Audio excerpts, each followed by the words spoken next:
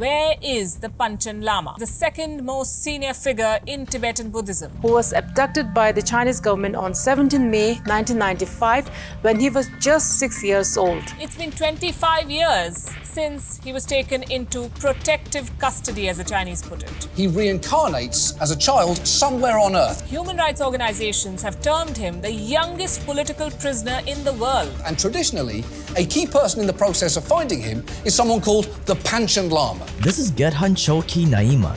At just 6 years old, Gedhun was recognized as the reincarnation of the Panchen Lama, the second highest ranking figure in Tibetan Buddhism, which meant that this 6-year-old would become the successor to the Dalai Lama once the Dalai Lama's time had come, which meant that one day, this 6-year-old would have a lot of influence and power all across Asia.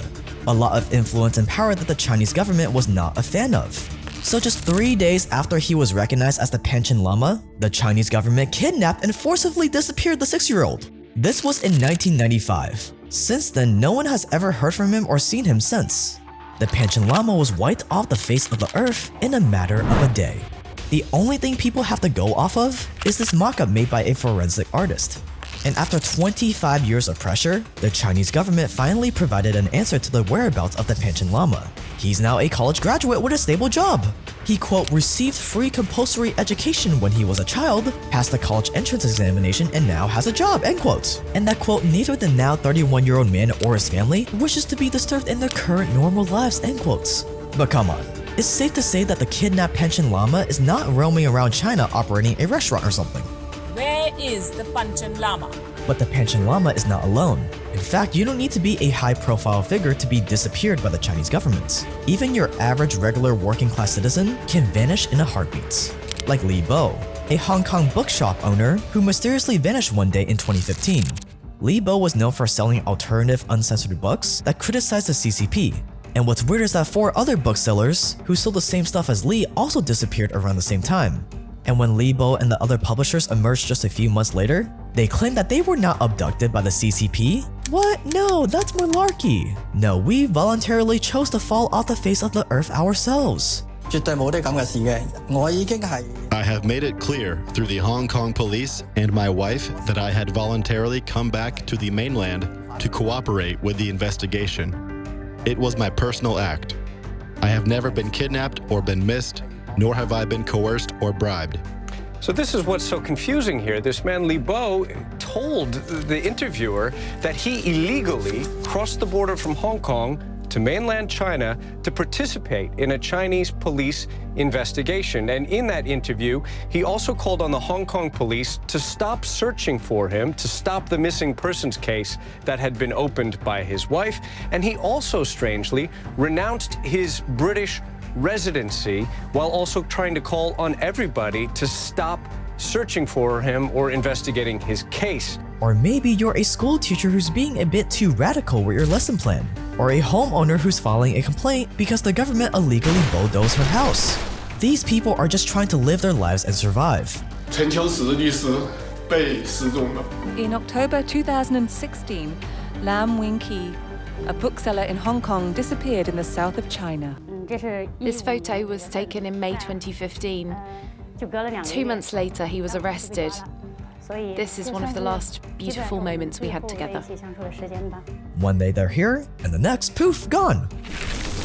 durduk yere kayıp yani. Öldüm mü, kaldım mı, ne oldu, ne bitti, hiçbir şeyden haberim yok. Ask Musa, Esam, take good care of your. My name is Shu Qing from Neijiang, Sichuan. Sorry to bother everyone at this late. My son went missing on February 9th. He has been missing for 9 days. He hasn't been home. 6 days after I talked, my sister and my aunt both got abducted on the same day as a retaliation for my activism. So the big question is, what happens when you disappear in China? Where do they take you?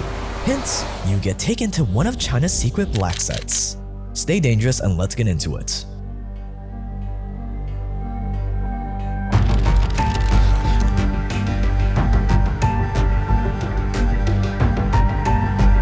Although I will never be able to travel to China, by the time you're watching this, I'll actually be taking my parents on a trip back to Vietnam.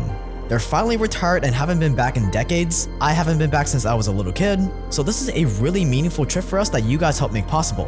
We've really come full circle from immigrating to America dirt poor to where I'm at now, so I wanted to treat them with this trip. And I highly recommend you guys keep working super hard so you too can support your parents as well. It is extremely rewarding. We'll also be traveling to other Southeast Asian countries while we're out there, like Indonesia, but the problem is I don't know any Indonesian. But luckily, that is where Babbel comes in. Babbel is one of the top language learning apps in the entire world, and what I love about Babbel is that they get straight to teaching you practical stuff that you would actually need to say in real life. And one of the languages they offer is Indonesian. Selamat pagi. Selamat pagi. Selamat siang. Selamat siang. Selamat siang. Babbel's lessons are designed by real language teachers, and their methods are so effective that Babbel is scientifically proven by academics from places like Yale University to help you start speaking a new language in just 3 weeks, with just a few minutes a day. Over 10 million people have already used Babbel, and they even offer a 20-day money-back guarantee. Learning a new language is also great for impressing girls or a potential business client, wink wink. So what are you waiting for? Make 2023 the year you learn a new language and get 60% off your Babbel subscription by clicking the link below. So pause the video and click the link below right now for 60% off your Babbel subscription. Thanks to Babbel for sponsoring this video.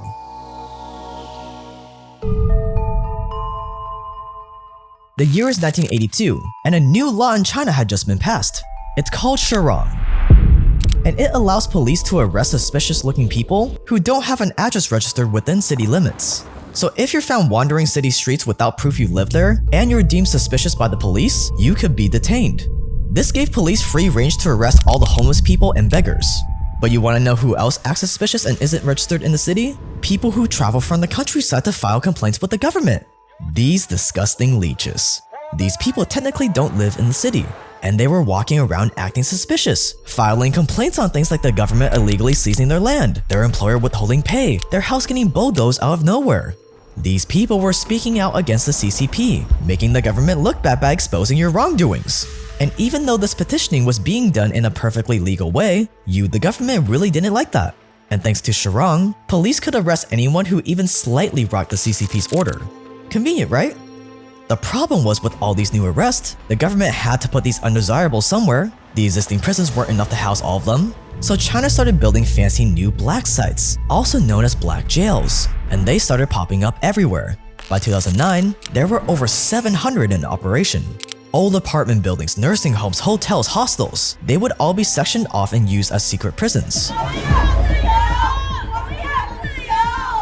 One woman even reported that she was jailed in a decorative shed in a public park.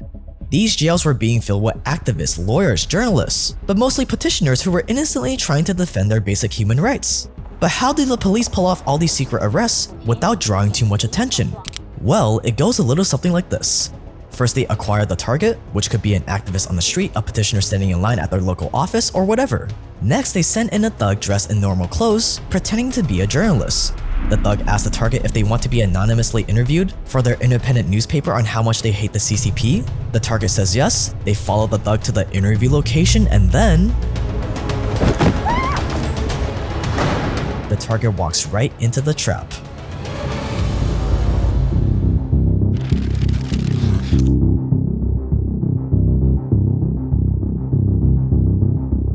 So what exactly goes on behind black site bars? Well, considering these jails are completely outside the Chinese judicial system, it's not very pretty.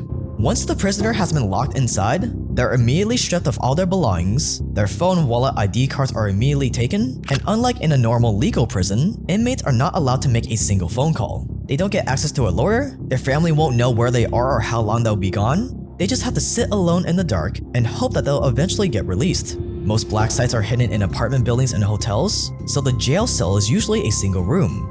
Sometimes there's a bed, sometimes there's not. Sometimes guards will be in the room 24/7, watching the prisoners while they sleep, brush their teeth, and even while they go to the bathroom. This is a black jail! The black site guards make sure every moment of your sentence is a living nightmare. We're talking horrific violence, torture, and sexual abuse that would definitely get this video demonetized if we talked about it, which is why you should click that join button below to binge our uncensored documentaries not available anywhere else, like our one on the CIA's black sites. One prisoner said she was handcuffed to the door and was forced to stand there for 3 days straight without food or water. Another 70-year-old woman who was detained in a black jail for 115 days said there was just enough food to not starve to death, and on Wednesdays and Fridays she wasn't allowed to eat or drink anything at all. And if food and sleep deprivation doesn't do it, they'll break you down through physical torture. Some ex-prisoners reported that they were forced to sit on a dangling stool for 16 hours, where their entire weight was supported by just their lower back. Others reported being beaten daily by the prison guards. One woman said that she was shocked by cattle prods and was immediately sent to a hospital because she was so badly injured. And why all this violence and torture? What is the government's end goal with all of this? Well, after weeks and weeks of torture, the guards slide a contract in front of them basically saying, if you ever petition, protest, or talk badly about the CCP ever again, we have full permission to break your legs or kill you. If they don't sign the contract, it's back to the torture chamber. And at this point, the prisoners are so hungry and sleep deprived that they will do pretty much anything to make the pain go away, even if it means signing away all their rights. And if you're someone famous with a large audience, they will literally make you their personal puppet and have you lie straight to the camera. I violated Chinese law through my activities here. I have caused harm to the Chinese government. I have hurt the feelings of the Chinese people. I have no complaints to make. I have been given good food, plenty of sleep, and I have suffered no mistreatment of any kind. This is Peter Dahlin, a Swedish journalist who spent 23 days in a Chinese black jail because of his work on exposing the CCP. On the morning of January 4th, 2016, Peter woke up to 20 policemen in his apartment. A black hood was pulled over his face, he was literally black-bagged, and he was driven to an undisclosed location. For the next 23 days, he sat in silence in an empty room while 2 guards watched his every move, even while he sat on the toilets. Peter said he would constantly hear people being beaten in the next room over, and during the nights, a group of guards would come in and scare him awake. Some nights he wasn't allowed to sleep at all. And then, after not sleeping for several days, the guards would interrogate him. Most interrogation sessions would last 4 to 6 hours, often in the evening, when you were a little bit tired, they would start it. After weeks of this, he eventually caved and recorded a video statement saying that he was the one in the wrong, that he was the one that broke the law. I violated Chinese law through my activities here. I have caused harm to the Chinese government. I have hurt the feelings of the Chinese people. I apologize sincerely for this, and I am very sorry that this ever happened. And Peter is not the only foreign journalist who has been disappeared like this. If you're Chinese, you get treated much worse than Peter. Chang Lei, an Australian Chinese reporter, is currently being detained in a black site, in a 9-by-9-foot cell that she has to share with 3 other people.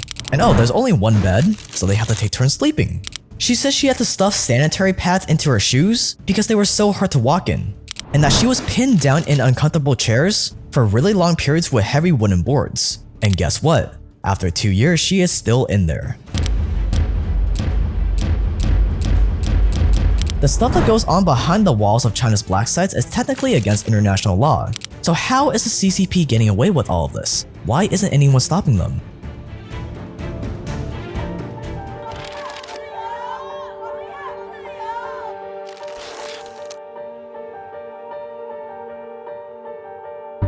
The reason why these local Chinese governments run these brutal black sites is because as a government official, if the people from your state are petitioning too much, you get a decrease in your pay. Ah yes, these pesky citizens complaining affects your bottom line. We can't have that now, can we? Oh, no. But how are you going to stop your people from complaining? You could provide resources to make their lives better, but that is difficult and annoying. So you put your foot down. You arrest them, throw them in makeshift jails, and torture them until they stop complaining. Think about it, setting up ghetto secret jails is way easier than actually making their lives better. You approach local hotel, hostel, and nursing home owners and pay them to house prisoners for you, between $22 and $29 per prisoner per day. You'll even pay undercover thugs to lead your suspects right to the front door, and no one is gonna say a word about it. The CCP is on your side, the local police don't want to get doxxed so they're on your side, and even though black sites are being exposed in the media, no one is swooping in to save these people because what can you do against the literal police? So basically you have your people trapped. And over the years, you've expanded your business to other countries. You've opened up a huge black site camp in Dubai where you hold activists, petitioners, and Uyghurs, where you've tortured them until they've learned their lesson. And if journalists start bringing up black sites with you, just deny it and keep things vague. How does the Chinese government justify the use of so-called black jails? There are no black jails in China. anything being done not strictly according to the law, we're trying to improve. No one's gonna fight back anyways. China is far from the only country that uses black sites. In fact, the masters of black sites is actually America. That's because America's black sites are even more terrifying and way more sophisticated than China's. Whereas China's black sites are located in China and are used against Chinese citizens, America's black sites are located at classified locations all over the world, and it's where the CIA sends high-value prisoners to get tortured, far away from US soil and far away from the watchful eyes of the public.